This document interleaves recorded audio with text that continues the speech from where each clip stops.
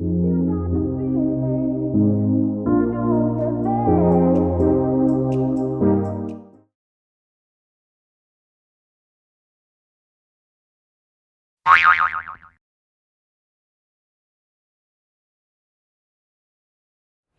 guys, welcome back to my channel. Today's video is going to probably be very quick and simple, but it's going to be a little DIY on these really cute Lilly Pulitzer, like themed, inspired coasters that I've been making lately. I've already done these two, and I'm going to film me showing you how to make some in different patterns, just by having your old Lilly agendas and a few other things of like craft supplies and some coasters. So this is super simple and quick DIY. And I think that these are just so pretty, and coasters are becoming something that people decorate with so often, and I'm wanting to add a little bit more Lilly into my new bedroom in my college town. So I've been making these coasters, and you can pretty much use this technique with anything. But I thought I would just share this DIY with you guys today, so that if you have an agenda laying around, or if you just want to print off a Lilly pattern, maybe you've never thought of this before and it's super simple, and it'll give a cute little Lilly accent to your room or wherever you want to put these. So hope you guys enjoy this, and let's go ahead and get into the DIY. Okay, so the things that you're going to need for this are, first, Mod Podge. I like the glossy finish one because it's going to make them a little bit more shiny. You also need some coasters. I got all 4 of these at the Dollar Tree for $1 a piece, and you want something that's not got a super bold pattern on it, because if it has a very dark pattern, it is going to show through. So these are good and neutral, and they're not a nice hard surface. You want something really hard to put the stuff on, so that it is a flat surface. So these were all $1 at the Dollar Tree. Then you're also going to need some old agendas. I have 2, one from last year and one from the year before. You could use agenda pages, or if you don't have an agenda, you could always print off a Lilly pattern off of the internet, or any type of pattern really, and do this design with. But I'm going to be recycling some pages from my old agendas just so that I don't have to throw them away, since they're so pretty. So the first thing that you're going to want to do is go through the agenda and pick out what patterns that you want to use. So I've already done a couple of these, and I've picked out some of my favorite patterns. So I've got to try to find other patterns that I like. And then some of mine I have like marked on and stuff, where I've marked on the other pages and it's went through. I really like this one, so I'm just going to rip out the ones that I like and set them to the side for now. I also like this one, so I'm just going to rip out like all the ones that I like for right now. Okay, so now that I have my patterns picked out, I'm just going to set my agenda to the side for now, and I'm going to go ahead and show you guys how I trim them down to fit the coasters. And I don't do this in any type of really specific way, honestly. I just kind of guess at it and do it to the best of my abilities, and it doesn't even have to be perfect, because no one's going to notice. It just has to look... It just has to cover the surface. So I just put it down, and then I put my coaster on top of it wherever I want the design to be. So I'm going to put mine more towards this bottom corner, because I want most of the design to be on it. I don't want too much of this navy blue space. Then I'm going to go in with an ink pen, and I'm just going to mark this off. The easiest way to do this one is to push it all the way to the bottom, because the bottom is already straight, and then I'll mark off and cut out the other parts. So I just want to draw a line down the sides of the coaster. Like I said, this part does not have to be perfect.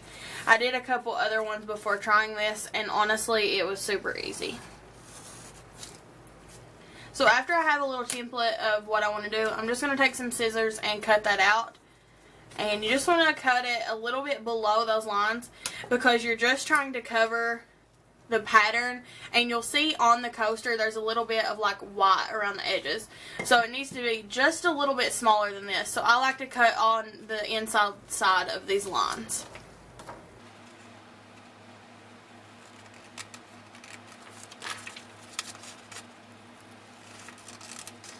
So there's my square. It's probably not perfect. I like to just lay the coaster down and see how it's going to fit on it and what parts need trimmed. So it is a little bit big, and they always are, because you are tracing the outside line of the coaster. So just going to position it around and see what sides need trimmed a little bit more.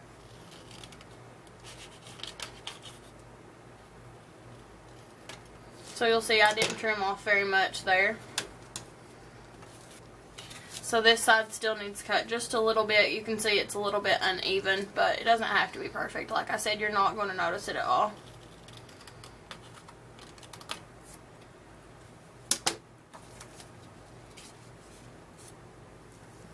Okay, so that looks like a good fit to me.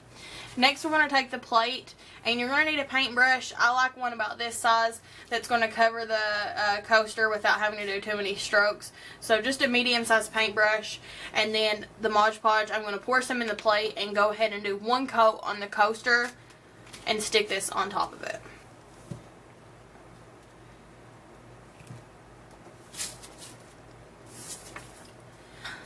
I would lay something down underneath the surface of whatever you're working on because the Mod Podge is super sticky, it dries like glue, and you don't want to ruin whatever you're painting on. So I'm just going to dip into this and do a generous coat on the surface of the coaster. And this will act as glue and sealer. So you want to do one coat so that the paper sticks, and then we'll do another coat over the top of it. I also go around the sides so that it's sealed off on the edges. But you don't want it to have too much on the corners because it will dry like glue and it'll just look lumpy. So after I've got that painted on, I'm going to go in with the coaster. I'm going to go in with the paper and lay it down on the coaster. And it doesn't have to be perfect your first time around because you do have a couple seconds to kind of work with it. But just tap it down and see like where you need to scoot it to cover the pattern that was previously on it. And you'll see that even when it's not cut perfectly, as long as it's covering the surface, I think it looks good enough. Then I go over and do one more coat with the Mod Podge. You first want to just make sure that everything's pressed down, and then you can just go right in and do the Mod Podge. And then I did want to mention that you need to paint it all in the same way and try to make it look kind of neat because the lines do kind of dry and it will be clear. You'll be able to see the lines in the clear Mod Podge. I mean, it's not super noticeable, but you do want it to kind of look neat.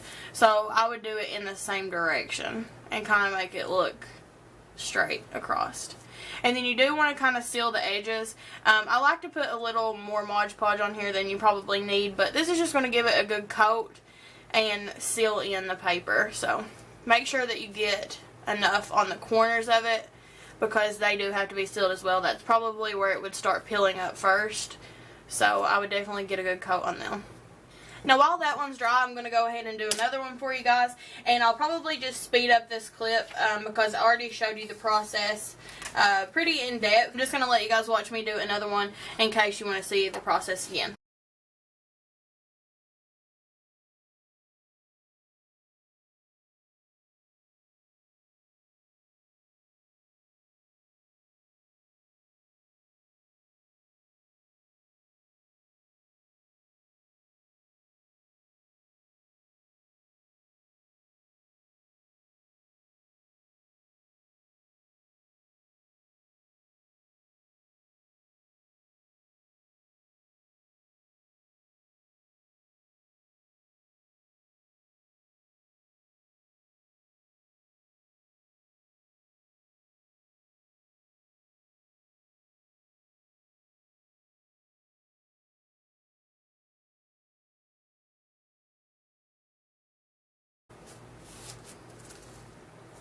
Those are both continuing to dry, so I'm just going to go ahead and do 2 more coasters, and then I'll be back, and hopefully those 2 will be dry, and then I'll show you what they look like and give them another coat.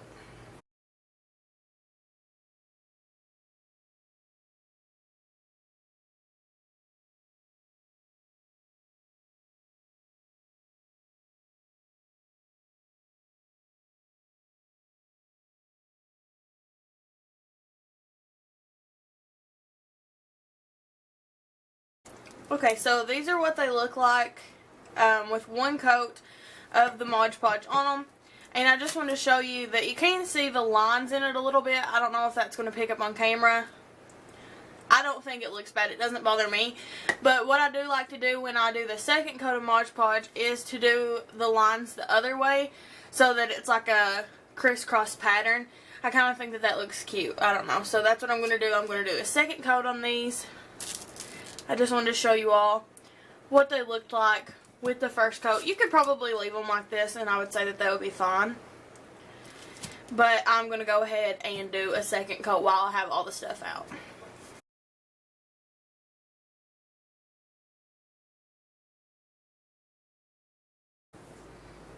Okay, so now that I have a second coat on all of those, I'm going to let them dry again, and then I'll be back to show you guys the finished product. Okay guys, so I've done 2 coats on all of them, I've let them dry, and I'm just going to do a little close-up of each one and show you guys what they look like. So this is the really pretty one with like the starfish and blue. And you can kind of see what I mean about the Mod Podge having lines in it. But I don't think it looks bad. I think it looks fine. This one says, "Sending you sunshine."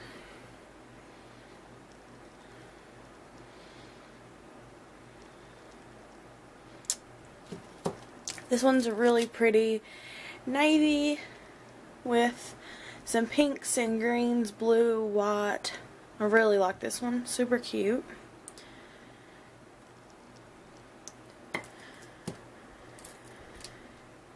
And then this one says, "Leaf it to Lilly." How cute is that?